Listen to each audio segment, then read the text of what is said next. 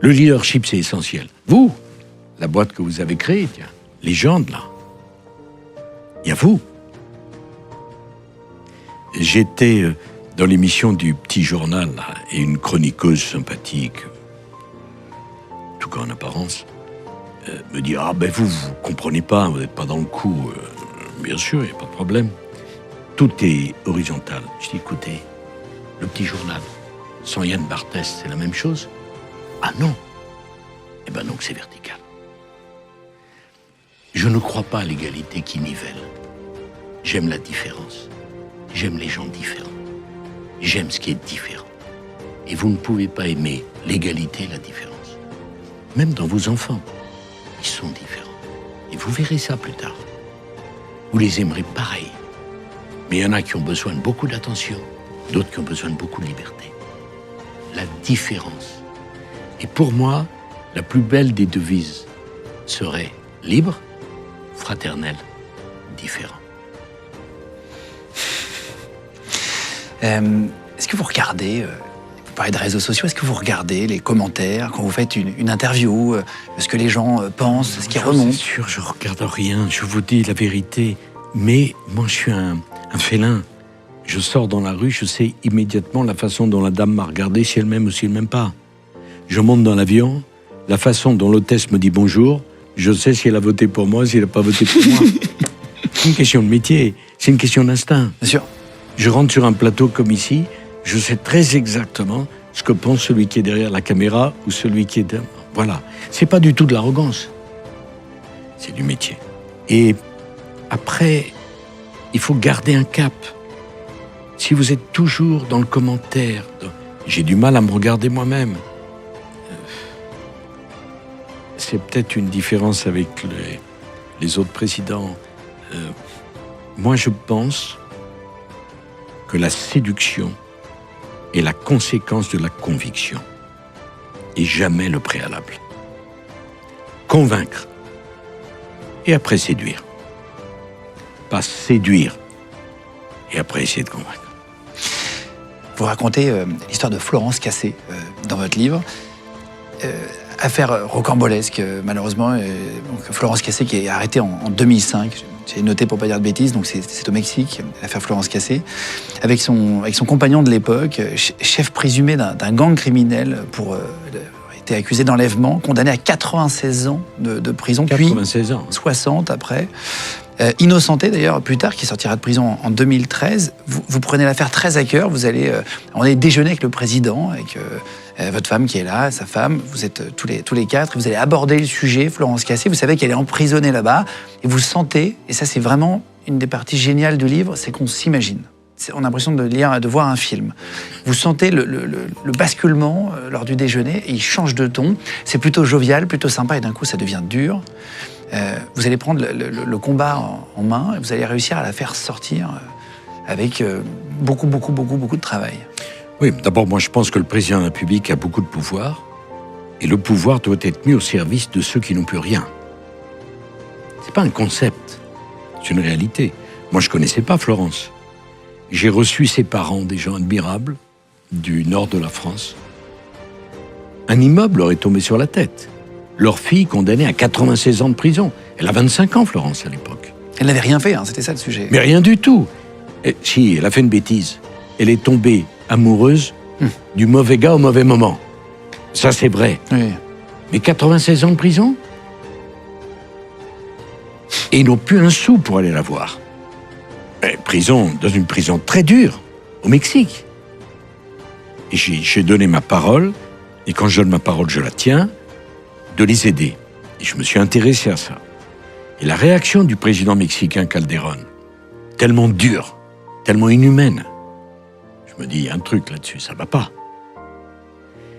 Et j'ai téléphoné très régulièrement à Florence en prison, je savais qu'on était écouté. Ça a été très dur. Quand vous l'appelez, oui. Oui, bien sûr. Ça a été très dur. Elle a quand même fait plus de 7 ans de prison, cette fille. Hein? C'est long. Et puis pas une prison sympa. Et j'ai réussi à la faire sortir en parlant au pape Benoît XVI, qui est un homme tout à fait remarquable. Et je savais l'importance de l'Église au Mexique. Et je dis au pape, très Saint-Père, je voudrais vous parler d'une de mes protégées. Elle a été condamnée à 96 ans de prison. Vous pouvez l'aider, c'est une injustice. Et il met ses deux mains comme ça, il les joint et il dit « Oh la malheureuse ». Il me dit pas « Qu'est-ce qu'elle a fait ?» Il me dit « Oh la malheureuse ». Je lui dis « J'ai besoin que vous demandiez à l'église mexicaine d'analyser ce qui s'est passé et on va retourner l'opinion publique au Mexique. » On a fait sortir Florence de prison, c'était très dur.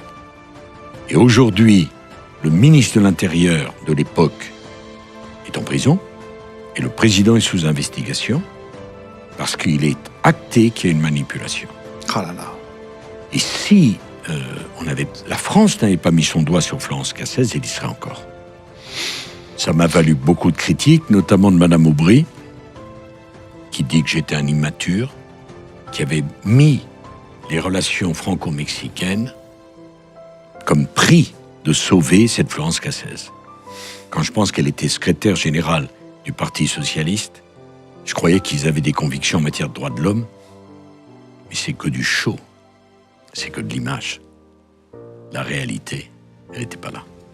Il y a des photos au centre du livre, je vous les affiche là, avec Benoît XVI, justement, il y a une photo de vous avec le pape à ce moment-là. Vous parlez d'un barbecue avec le président Lula au Brésil et sa femme. C'est plutôt drôle. Dans les repas diplomatiques, etc. Il va mal se passer ce barbecue, mais pas de leur faute. Moi, il se trouve que j'aime beaucoup Lula. Parce que c'est un personnage extraordinaire. Bon, il est de gauche, voire d'extrême gauche. Moi, je suis jamais été de gauche. Mais j'aime Lula, hein, qui est le fils d'une famille de 7 enfants, élevé par une maman divorcée. C'est un survivant, hein, avec un cancer de la gorge, etc.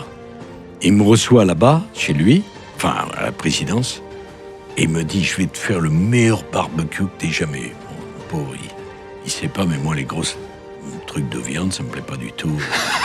Moi, je préfère la viande hachée, mais bon, bref. Je dis, oui, formidable, j'adore ça, j'en pense pas un mot, mais enfin... Et on est sur la terrasse du palais présidentiel, c'est fantastique. Et il fait lui-même le barbecue. Il me dit, dans 5 minutes, c'est prêt. Il vient de se rasseoir, mais petit salon, tout d'un coup, une explosion. Vous imaginez même pas. Une explosion. Une explosion. Tous les gardes arrivent, se jettent sur nous pour nous protéger. On croit un attentat, c'est le barbecue qui avait explosé. Avec la glace, parce que Lula avait mis trop de charbon de bois là-dedans. La chaleur était trop grande. Tout avait explosé. Moyennant quoi, on s'est tapé une vague salade parce qu'il avait fallu trouver un repas de substitution de remplacement. Il était à l'époque avec son ancienne épouse qui est décédée depuis. Mais Lula, c'est un homme que j'admire. Vous parlez de New York, de l'université aussi un peu plus tôt, et il y a une thématique que vous abordez beaucoup dans le livre, c'est le wokisme. Vous dites que l'influence wokiste était en train d'émerger à l'époque. La situation s'est depuis beaucoup dégradée. Les universités américaines sont devenues des caricatures de ce qu'elles étaient. Elles ne recrutent leurs étudiants que sur des critères raciaux, religieux ou sexuels. La pensée unique règne en maîtresse absolue. Ça, c'est un sujet qui vous tient à cœur? Oui, parce que j'aime pas les pensées toutes faites. Regardez ce qui s'est passé récemment aux États-Unis, c'est assez fantastique. Obama qui dit aux Noirs, vous devez voter pour Kamala Harris parce qu'elle est noire. Mais on est chez les fous. Votez pour qui vous voulez. Mais vous votez pas pour quelqu'un en raison de ses pratiques sexuelles ou de sa couleur de peau. C'est la négation de toute idée de démocratie, de république. Ça n'a aucun sens. Et je n'aime vraiment pas la prétention. J'aime pas la prétention de tous ces gens qui pensent qu'ils ont la vérité. Et c'est la différence entre la gauche et la droite. Il y a certainement des gens très limités à droite. Il y a certainement des choses qu'on a fait qui n'étaient pas bien du tout. Mais jamais on a la certitude d'avoir la vérité. Le problème avec une certaine gauche, c'est qu'ils pensent détenir un morceau de la vraie croix. Et rien n'existe face à eux. C'est insupportable. La cancel culture, le fait d'annuler, d'effacer une partie de l'histoire, donc de déboulonner des statues, c'est ça la cancel culture, déboulonner certaines statues ou enlever des gens suite à quelque chose. Ça, vous en parlez aussi beaucoup. Non, mais je déteste ça parce que la France, c'est un continuum. On doit prendre le total. Si on commence à détruire les statues des gens qu'on n'aime pas, alors moi je demande qu'on enlève celle de Danton, boulevard Saint-Germain. Ça n'a aucun sens. Je recevais le président d'un land allemand, Land-ES, récemment. Et je lui disais combien j'étais attaché à l'axe franco-allemand. Parce que moi, je le vois d'une perspective historique. Entre Louis XIV et 1945, on s'est fait la guerre tous les 30 ans. Mais ça n'a pas commencé maintenant. Ça n'a pas commencé avec Scholz et Macron. C'est une permanence. Et donc, l'amitié franco-allemande, elle est très précieuse parce qu'elle est le produit de multiples guerres. Et c'est très important de mettre cela dans un continuum historique. C'est l'histoire. Vous n'êtes pas simplement de votre famille. Vous êtes aussi de votre sexe, de votre région, de votre ville, de votre pays, et je dirais même de votre continent. Quand je suis à Pékin, je comprends que je suis européen. Et quand je suis à Londres, je comprends que je suis français. Et quand je suis au Cap Nec, je comprends que je suis parisien.